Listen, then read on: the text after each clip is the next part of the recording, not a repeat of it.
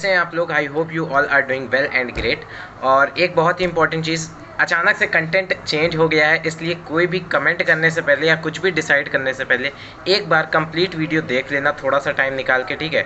और मुझे पता है कि वीडियो थोड़ी सी लंबी बनी है कंटेंट के हिसाब से, और क्योंकि मैंने कंटेंट अचानक से चेंज कर दिया इसीलिए वीडियो हल्की सी लंबी बन गई। नेक्स्ट टाइम से ऐसा नहीं होगा। और प्लीज़ कमेंट करके बताओ कि कैसा लगा तुम्हें वीडियो देख के।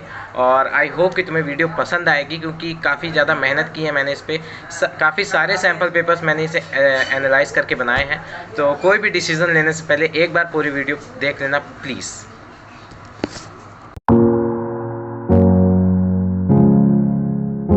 तो कैसे हैं आप लोग। I hope you all are doing well and great. और कल जैसा कि मैंने तुम सभी से कहा था कि बोर्ड बूस्टर सीरीज में लॉन्च करने जा रहा हूं, जो कि तुम सभी को काफ़ी अच्छी तरीके से हेल्प करेगी।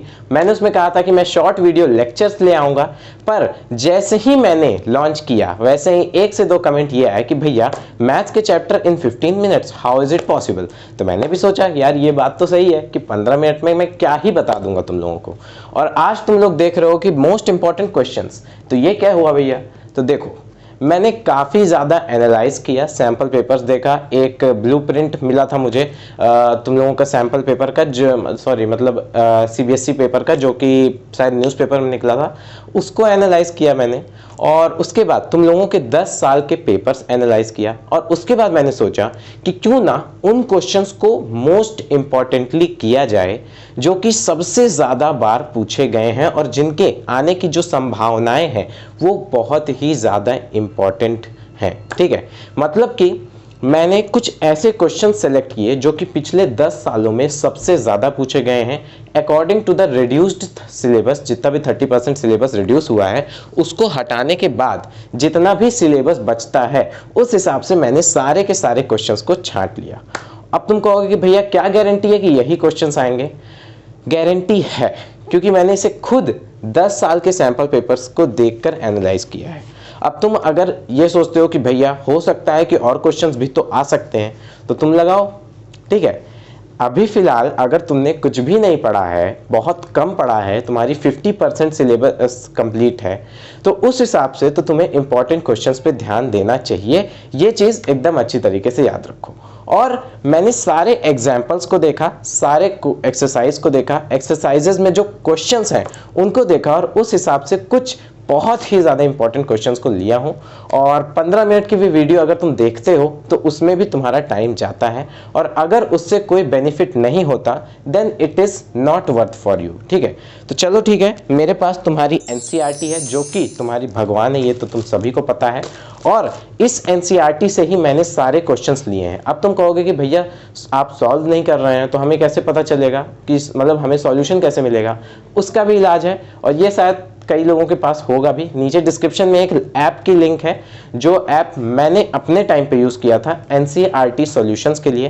क्योंकि देखो हर बात के लिए स्कूल और कोचिंग पे डिपेंडेंट रहना इज़ नॉट सो गुड, ठीक है। और इस समय तो वो नहीं ही है, क्योंकि स्कूल नहीं खुला है, कोचिंग्स नहीं खुली हैं, ऑनलाइन कोचिंग्स भी हैं, तो इतनी अच्छी से डाउट सॉल्विंग नहीं होती है। तो ये ऐप मैंने अपने समय में यूज़ किया था और तुम भी यूज़ कर लो, ठीक है। और वो डिस्क्रिप्शन में लिंक है, तो तुम उससे भी डाउनलोड कर सकते हो, या प्ले स्टोर पर जाकर सर्च करोगे एनसीईआरटी सॉल्यूशंस तो उसमें भी एक ऐप मिल जाएगा। मैंने जो यूज़ किया था उसकी लिंक डिस्क्रिप्शन में है, ठीक है। और आगे बढ़ते हैं।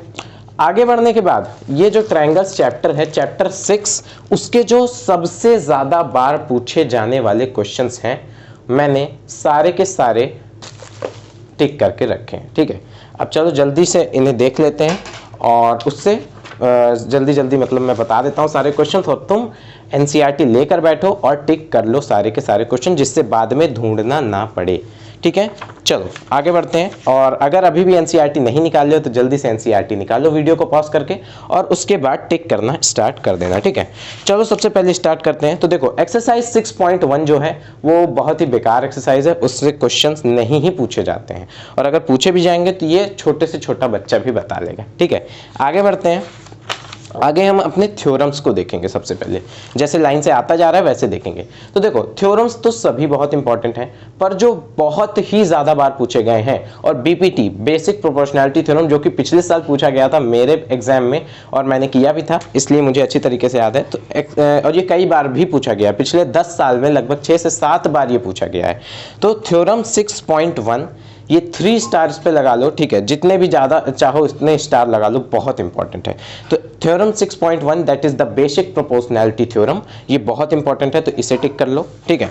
उसके बाद आगे बढ़ेंगे तो theorem 6.2 that is the converse of basic proportionality theorem, ये भी कई बार पूछा गया है, तो इसे भी तुम लगा लो टिक, ठीक है। आगे बढ़ते हैं, आगे अगर हम चलेंगे तो अब थ्योरम 6.3 इतना इंपॉर्टेंट नहीं है, ठीक है, मैं इसे टिक नहीं लगवा रहा हूं, पर अगर तुम्हें अपनी मतलब अंदर से संतुष्टि चाहिए होगी तो तुम इसे भी कर लेना, ठीक है। और जो जो टिक करवा रहा हूं इसे तुम्हें मिनिमम 2 से 3 बार करना है, ठीक है, जिससे तुम्हारे माइंड में ये फिक्स हो जाए, और बाकी सारे तुम एक एक बार भी करके जाओगे तो कोई दिक्कत नहीं है। पर जो मोस्ट इंपॉर्टेंट है, और ये बहुत ही ज़्यादा इंपॉर्टेंट है और मुझे पता है कि ये तुम लोगों के काफ़ी काम आने वाला है, क्योंकि ये इंपॉर्टेंट क्वेश्चंस काफ़ी मेहनत से मैंने ढूंढे हैं, तो सारे जल्दी से टिक लगा लो। आगे अगला थ्योरम जो है वो है थ्योरम 6.8, ठीक है। तो थ्योरम 6.8 कहाँ गया, ये रहा।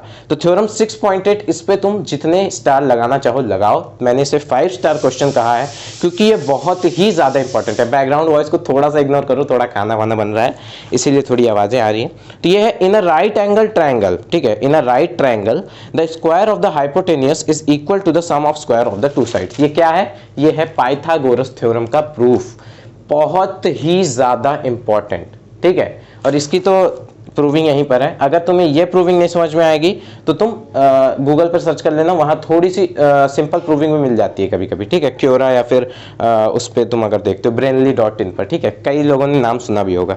तो पाइथागोरस थ्योरम आई थिंक कि यहाँ भी काफ़ी सिंपल दिया हुआ है, तो इससे ही देखकर तुम कर सकते हो, ठीक है। ये तो हमारी थ्योरम की बात हो गई। अब हम चलते हैं हमारे एक्सरसाइज पर, ठीक है, एक्सरसाइज पर जल्दी से चलते हैं और सारी चीज़ें देख लेते हैं। तो exercise 6.1 is not so compulsory, जो कि काफ़ी इजी है। एक्सरसाइज 6.2 में जो इम्पॉर्टेंट क्वेश्चंस हैं जल्दी से टिक करना स्टार्ट करो। 6.2 में फर्स्ट क्वेश्चन इज़ इम्पॉर्टेंट, ठीक है। उसके बाद थर्ड क्वेश्चन देखो, in figure 6.18 LM is parallel to CB and LN is parallel to CD, then prove that AM by AB is equals to AN by AD. It is very important question, ये लगभग 3 से 4 बार पूछा गया है, इसलिए मैंने इसे रख लिया। उसके बाद फिफ्थ क्वेश्चन जो कि है in figure 6.20 D is parallel to OQ, DF is parallel to OR and show that EF is parallel to QR। ये भी कई बार पूछा गया है। वैसे ये इतना कठिन क्वेश्चन नहीं है, इजी ही क्वेश्चन है, ठीक है। जिसने बीपीटी और कन्वर्स ऑफ बीपीटी अच्छे से कर ली उसके लिए सारे क्वेश्चंस बहुत इजी होंगे, ठीक है। आगे बढ़ते हैं, इस क्वेश्चन पे स्टार लगाओ क्योंकि ये बहुत ही ज़्यादा इंपॉर्टेंट क्वेश्चन है, ठीक है। और जिस पे मैं स्टार लगाने कह रहा हूँ वो काफ़ी इंपॉर्टेंट क्वेश्चन है, इसीलिए कह रहा हूँ, ठीक है। ये है in figure 6.21 A, B, C are points on OP, OQ and OR respectively such that AB is parallel to PQ and AC is parallel to PR so that BC is parallel to QR, ठीक है। ये भी काफ़ी important question है, इसलिए मैंने जिन question पे मैंने स्टार लगाया है उसके पीछे का रीज़न ये है कि मैंने कई सारे सैम्पल पेपर्स में इस क्वेश्चन को देखा, इसलिए, और सैम्पल पेपर्स में देखा इसका मतलब कि ये क्वेश्चंस रिपीटेबल हैं, ठीक है। आगे बढ़ते हैं, आगे हम क्वेश्चन नंबर 9 देखते हैं, ये काफ़ी इंपॉर्टेंट है। ABCD is a trapezium in which AB is parallel to DC and its diagonals intersect each other at point O so that AO by BO is equal to CO by DO। ये भी question थोड़ा बार repeat हुआ है, इतनी बार repeat नहीं हुआ है इसलिए मैंने इस पर स्टार नहीं दिया, पर इट इज़ इम्पॉर्टेंट क्वेश्चन, ठीक है।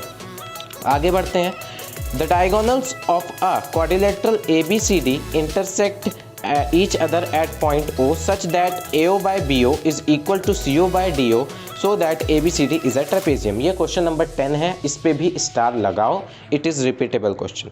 और हम इस वीडियो को इस तरीके से नहीं देख रहे होंगे जैसे कि हम रामायण महाभारत देख रहे हैं कि सिर्फ वीडियो देख रहे हैं। यहाँ पर तुम NCERT को लेकर बैठोगे और सारे क्वेश्चंस को टिक लगाओगे, नहीं तो तुम्हारी ये 10 से 12 मिनट की वीडियो मत, या तो फिर टिक करते चलो।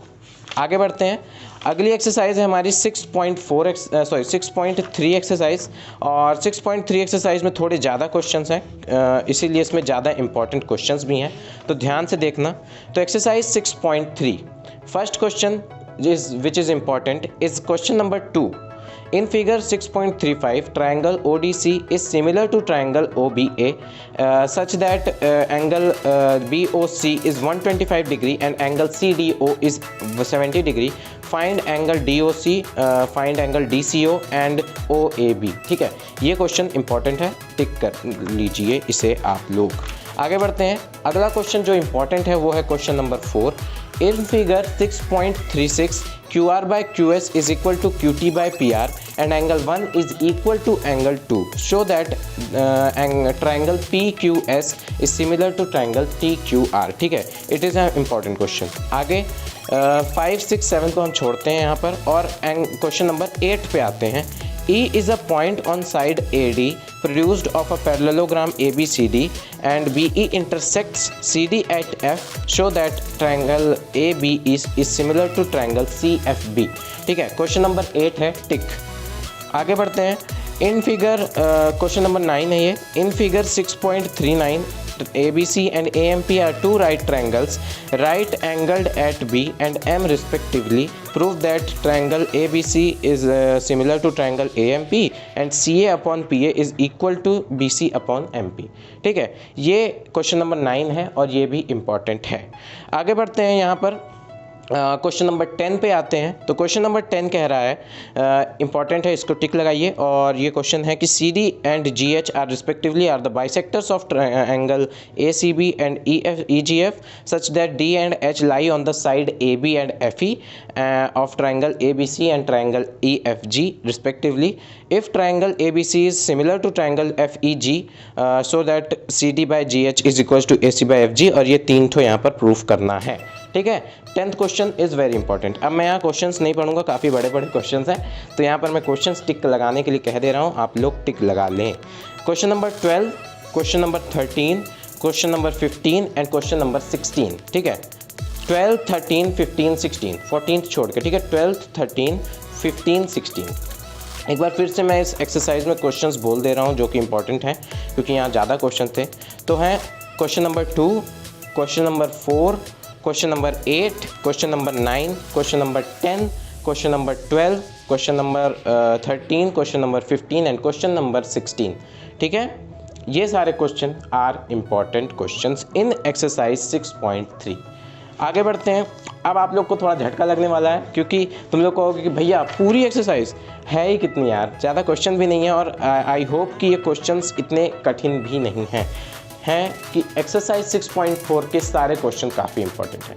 अब मैंने सारे क्वेश्चंस क्यों ले लिए यहाँ पर, क्योंकि इसमें से लगभग क्वेश्चंस रिपीटेबल हैं, जो कि एक पर्टिकुलर इंटरवल ऑफ ईयर्स में पूछे गए हैं। क्वेश्चन मतलब सैम्पल पेपर्स में भी तुम लोग भी एनालाइज करोगे कि क्वेश्चंस रिपीट हुए हैं मेरे हिसाब से। ठीक है, तो क्वेश्चन नंबर एक्सरसाइज 6.4 में सारे क्वेश्चंस बहुत इंपॉर्टेंट हैं। ठीक है, अब आगे बढ़ते हैं और आते हैं हमारे एक्सरसाइज 6.5 पे। 6.5 में कुछ क्वेश्चंस इंपॉर्टेंट हैं, तो जल्दी जल्दी से टिक लगा लो, जल्दी से वीडियो को ख़त्म करते हैं और तुम लोग भी। और एक चीज़ बहुत ज़्यादा इंपॉर्टेंट है कि मैं जितने भी क्वेश्चंस को टिक लगवा रहा हूँ, उन क्वेश्चंस को तुम्हें मिनिमम 2 से 3 बार करना ही है। ठीक है, मिनिमम 2 से 3 बार करना है, जिससे ये माइंड में छप जाए, नहीं तो दिक्कत होगी, ये चीज़ मैं गारंटी के साथ कह रहा हूँ। ठीक है, आगे बढ़ते हैं। एक्सरसाइज 6.5 में क्वेश्चंस टिक लगाना स्टार्ट करो। अगर तुम टिक नहीं लगा रहे हो, NCERT मान लो 5 में टिक लगाना स्टार्ट करो। Question number 4, question number 5, question number 7, question number 13, question number 15। ठीक है, एक बार फिर क्वेश्चन नंबर 5, 6, 7 लग रहा है, question number 4, question number 5, question number 7, question number 13, 14, 15, 16। ठीक है, 13, 14, 15, 16 लगातार है, और इधर साइड 4, 5 और 7। ठीक है, 4, 5 और 7, उधर 13, 14, 15, 16। ठीक है, ये हमारे 6.5 में इंपॉर्टेंट क्वेश्चंस हो गए। और आगे बढ़ते हैं। और अगर तुम लोगों को दिक्कत है तो एक्सरसाइज 6.6 ऑप्शनल है, तो तुम कहोगे भैया ऑप्शनल भी आता है, यस आता है। यहाँ से भी क्वेश्चंस रिपीट हुए हैं, इसलिए मैं यहाँ से कुछ क्वेश्चंस को उठा रहा हूँ। तो जल्दी से देख लो। तो यहाँ पर तुम क्वेश्चंस को लगाओ। Question number 3, question number 4, question number 5, question number 7, question number 9। ठीक है, फिर से एक्सरसाइज 6.6 3 4 5 7 9 3 4 5 7 9 ये सारे क्वेश्चंस इज इम्पॉर्टेंट। अब हम एग्जाम्पल्स पे चलते हैं, क्योंकि examples are super duper important. क्योंकि एग्जाम्पल्स लोग लगाते नहीं हैं, सोचते हैं एग्जाम्पल्स कौन लगाएगा, और जब क्वेश्चंस उठ के आते हैं तो उन्हें लगता है कि ये रेफरेंस से पूछा गया है, ये आर.डी. शर्मा से पूछा गया है, या आर.एस. अग्रवाल से पूछा गया है। पर ऐसा कुछ होता नहीं है, क्योंकि एग्जाम्पल्स आर वेरी इंपॉर्टेंट। और एग्जाम्पल्स कठिन इसलिए होते हैं थोड़े in comparison to exercise question, क्योंकि उसके सॉल्यूशन दिए रहते हैं। तो लोगों को, मतलब कि एनसीईआरटी बनाने वालों को लगा होगा कि इसका सॉल्यूशन तो है, तो बच्चे देखकर समझ लेंगे, और बच्चे देखकर समझ भी लेते हैं। और अगर तुम्हें एक्सरसाइज का क्वेश्चन नहीं आ रहे तो नीचे डिस्क्रिप्शन में एप्लीकेशन की लिंक है। ठीक है, और फिर से बता दे रहा हूँ, ये कोई वो एप्लीकेशन नहीं है जिससे कि मुझे फ़ायदा हो रहा है, क्योंकि मुझे अभी फ़ायदा नहीं हो रहा है। तो तुम ये मत सोचना कि भैया ये एप्लीकेशन से भैया को फ़ायदा हो रहा है, क्योंकि वो अभी हो नहीं रहा है। ठीक है, क्योंकि अभी कोई वो नहीं है इस बारे में। तो एग्जाम्पल्स में जल्दी से हम देखते हैं। तो example 7 is very very very very important. अब तुम कहोगे भैया कैसे? तो ये क्वेश्चन इंपॉर्टेंट है, मैंने टिक लगाया है तो इम्पॉर्टेंट है। इस क्वेश्चन को 2 से 3 बार करना बिल्कुल मत भूलना, क्योंकि ये क्वेश्चन अगर आ गया तो फंसने के चांसेस अप्रॉक्सीमेटली 85 to 90% हैं, क्योंकि इसमें कई लोग फंसते हैं, मैं भी फंसा था। ठीक है, आगे बढ़ते हैं। Example number 7 is very important.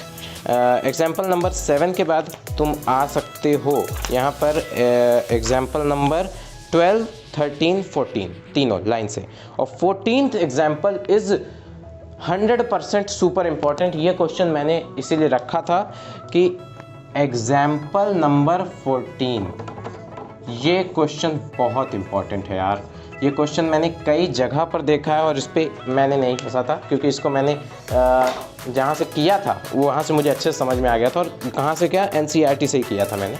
तो एनसीईआरटी में यहाँ पर एग्जाम्पल नंबर 12, 13, 14 और एग्जाम्पल नंबर 7 ये बहुत इम्पॉर्टेंट है।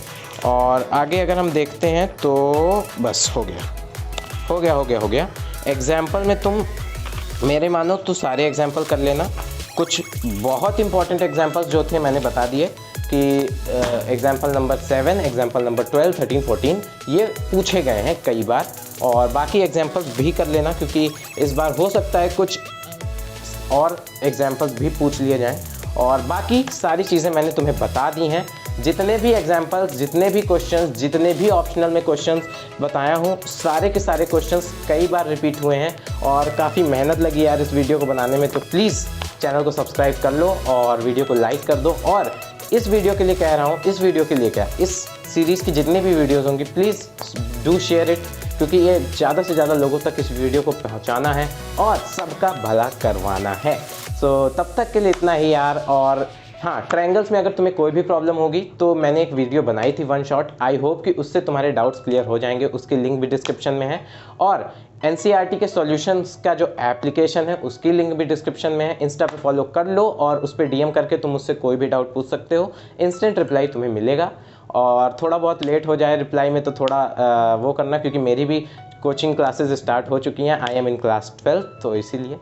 और पढ़ाई करते रहो। All the very best. और फोड़ना है तुम्हें।